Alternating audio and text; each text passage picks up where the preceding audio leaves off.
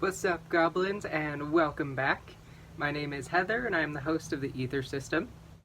So, like we've said, we've recently got back into painting, and some of our altars have very different styles from the collective of us. So, for this video, we are going to be showcasing one of the painting styles of our altars. This is going to be Hollow's paintings, and in the background, I'll be answering questions left by you guys in the comments as a sort of Q&A/painting video. So without further ado, let's get into it. So our first question is Hollow still around? And judging by this video, absolutely. He is definitely still around, though he's doing a lot more painting than, collecting blue things. A lot of what he's been doing lately is, photographing blue things and, trying to put them together in a slideshow. And I think that's really adorable. Yeah, he's been doing a ton of paintings lately with a bunch of different shades of blue, but he hasn't really been wanting to talk a lot recently. Something went down in 2020, and he kind of never really came back from that, if I'm being honest here. He's gained a lot of trust issues, and he's been a little bit anxious to talk to people, even our partner system. So we've been working through that with him, mostly through letting him express himself with paintings, and so far so good. He's made quite a few really beautiful pieces recently, and we can't wait to show them to you. The next question is, what happened to Beige? Honestly, I'm not really sure. He's kind of dormant, but he'll still front occasionally. He'll show up every, few months, but he got burnt out super quick from hosting, because he'd already been the host when we were in, what was it, I think 3rd grade to 8th grade? So he'd already been hosting previously for a long time, and I guess he just wasn't really prepared for what our life is now. But he's doing better than he was, say, last year, and he's still around. Next question is, what about the book you were writing? So we are writing a book. It is going to be kind of like a D.I.D. survival guide written by systems for systems. And we were working on that at the same time as we were working on our degree. And our school kind of took priority over that because, it's a little bit hard writing about, what to do when you find trauma. And that's been making us dissociate when we try to write that. So I think we're ready to get back into it now. I mean, now that we've graduated and everything, we don't have school to worry about, thank goodness. And yeah, we can most likely continue that because we have a lot done on it. We've got our chapters all mapped out, and pretty much all of the chapters have something written in them.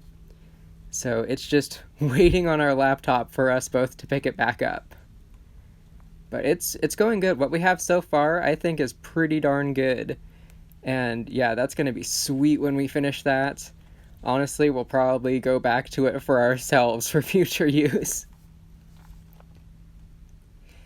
Next question is, can you share your Spotify playlists? I would if I could. But we don't use Spotify. I know it's weird, but we've been using SoundCloud for years. And we've made a ton of playlists. We've got playlists for, various moods, along with various altars, and groups of altars. It's pretty sweet what we got going on there. If you guys want, if anybody else uses SoundCloud, we can share some of our playlists with you guys.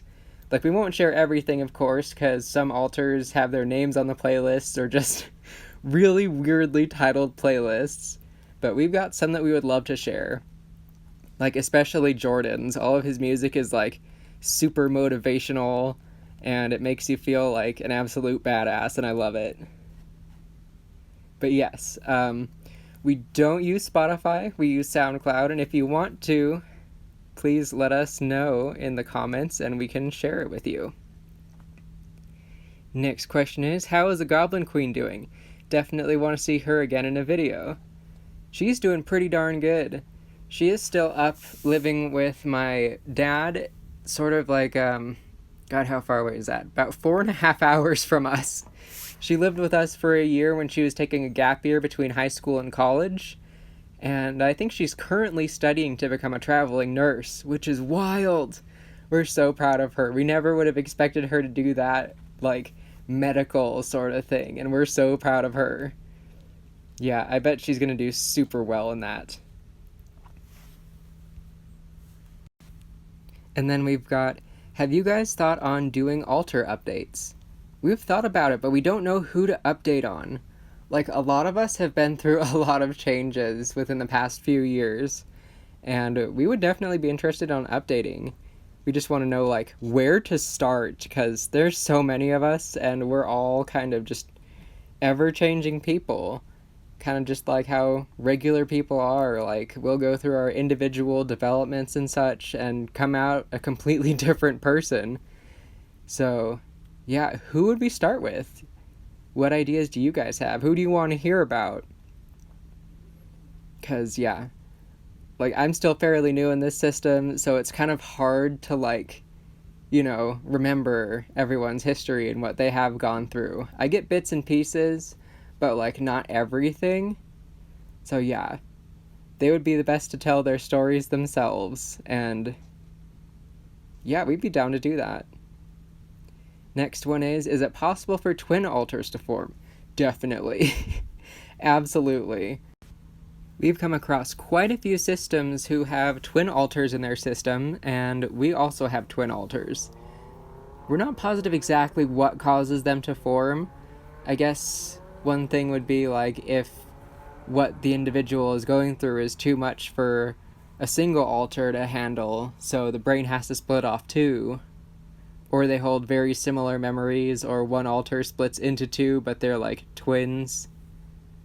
I'm not positive, but it could be a variety of reasons depending on your situation.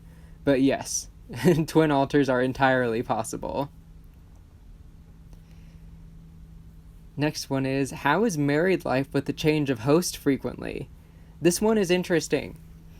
We were gonna make a whole video about what's being married with D.I.D. like, but we'll definitely answer questions along the way. So it's pretty good. It's stable, and we get along just fine. Like, me and Max, we're more of like friends / roommates / platonic, sort of. I don't know. Like, we hang out, we have good times, but we're not like in love with each other. Like, I'm in love with one of their altars, and they're in love with one of my altars. Oh, it's weird to say my altars. But that's how it is. Like, they got together before I even existed. It's Max, and I guess we're calling him D5 on here. It's a shortening of his name. And then I'm with Bash, and he's really cool. Like, we recently started dating, and it's been great, and I'm very happy. So, like, each host, when the hosts change, they are just with a different altar than the host in the other system. So, like, I think the only time we've had two hosts be together was Max and Devin. But, yeah, y'all know how that turned out. Devin encountered a really bad trauma in 2020, which split him into a few pieces. And then he and those pieces fused with a different altar about a year after that. That formed Dorian, and Dorian refuses to front, and also he's gay. That's made things very interesting. Dorian is with Jinx in Max's system, and they're so cute together. Oh my god. Like, Dorian will be all mad. He's like, oh, I hate fronting. And then Jinx will be like, hey, babe. And then Dorian just immediately softens, and it is the cutest thing. Like, oh my god. But, yeah, hosts and former hosts have their own chance to have a relationship, and it's not like some sort of arranged marriage setup thing. We each have a bunch of variation between our systems, like, genders, different personality types, I suppose. Like, you have the strong silent type, the chatty type. I could go on forever. We have a lot of variety in altars between the two of us, and it's almost always that someone finds someone that they really enjoy, and it's pretty cool. So it's not bad. There's not times where we're like, hating each other, we get along still. Like, whoever the other host is in the other system, like, we just get along with them because this is our life that we built together and we live it together. The question is, have you guys tried breaking these amnesic walls that separate your altar's memories? Absolutely. We definitely have. And it's a process that can't be done too quickly because our memories that have been separated into separate altars are usually not the kind of memories that you would want to encounter or even expect to encounter.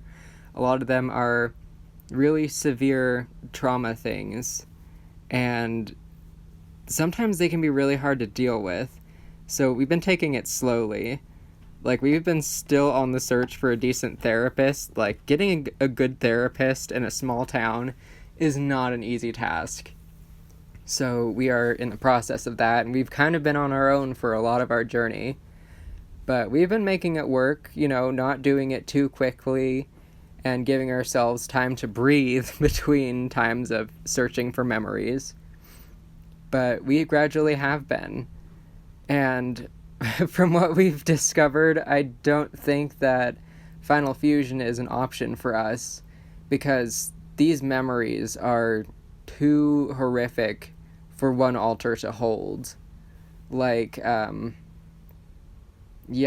person, if they had all of these memories, would not be able to function. At least our memories. Like, other people in other situations are definitely able to handle really bad memories, but for us, I think as one person who couldn't get a break from remembering everything, I don't think it would work, and I think we would just split back apart again. And that's just what we've discovered so far. Like, there's still chunks missing, like big chunks missing, and it's been a little bit stressful just to know that that absence of memory is there, which means something not good is there, and it's weird not knowing what it is. So we've been carefully and gradually breaking down amnesic barriers, and bringing altars closer together in the inner world has also helped, because the distance, like physical distance between altars, was also contributing to the amnesia between the altars. They're like, oh, so-and-so is just so far, like, on the other side of the planet, but now the inner world looks completely different, so it's a bit harder to, hide from each other, which is good. It's very good. We don't want to be, hiding from each other like we used to. That's not healthy. And the next question is, how do you know how many altars you have?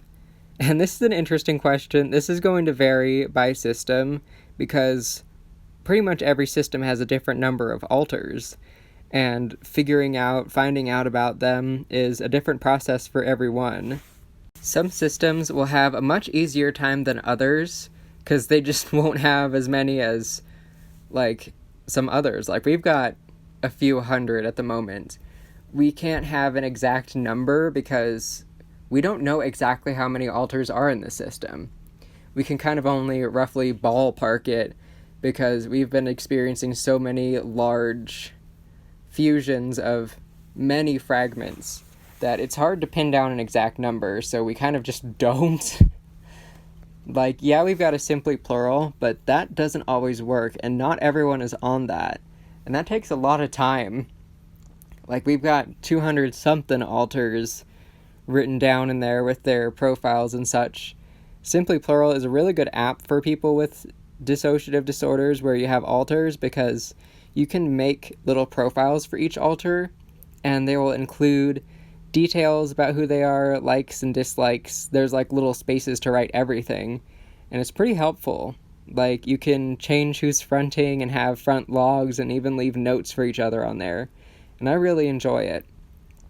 It's hard to keep up with the who's fronting thing, so we kind of just don't do that very often, but it's good for keeping track of who's who. Yeah, it's very nice, but yeah, not everyone is on there. Not every altar wants to be on there, and so yeah, it's not entirely accurate. Our Simply Plural isn't entirely accurate for representing our system, because not everyone is on there. Like, I wasn't even on there until, like, last week. I was like, dang, how did I forget to do this for so dang long? Besides that, I would highly recommend that app if you're having trouble keeping track of alters. It's a very handy tool. But for us, finding out how many alters we have, at first we were kind of just keeping track of them as they came forth. But then one day, a few years ago, one of our hosts was just thinking to himself, like, I wonder how many of us there really are. And a response came from the back of our head, and it was like, oh, no more than 1,000 or so. I can't remember the exact number. And that just floored us. We were like, oh man, what the heck did we go through when we were a kid? And through many mass fusions of fragments, we have gotten that number down to less than half of what that alter had thought, which is nice. It's much quieter. Our goal is roughly 100 members. Like, that's what we hope to get down to at someday in the future. Definitely cannot give an exact date on that. But, we want to make it so that it's easier than what we're working with now, because it is hard to keep track of everybody, and some alters are just in so much emotional pain that they can barely function, and we feel as though fusing would help them to be able to function again, to be able to find happiness in life again, to ease the pain a little bit. And it's already helped quite a few alters. We might do one of those Meet the Fusions videos. That's sounding more and more appealing now the more we're thinking about it. So, yeah. We are going to be going through more fusions in the future, but we're still us. Even though we may look different, we're still us. And, yeah. And the last question of the video is, what pronouns are you using now? So generally, we go with, individual alter pronouns if alters don't have to mask. But generally, we go by she, her if we have to mask, or they, them if you're referring to us as a collective. Yeah, so it's no big deal. And I'm running out of time here. Thank you all so much for watching. Thank you for your questions. Please ask more. We love your questions. We'll just be answering them in video form instead of in the comments. And thank you so much for watching. We'll see you in the next video. Laters.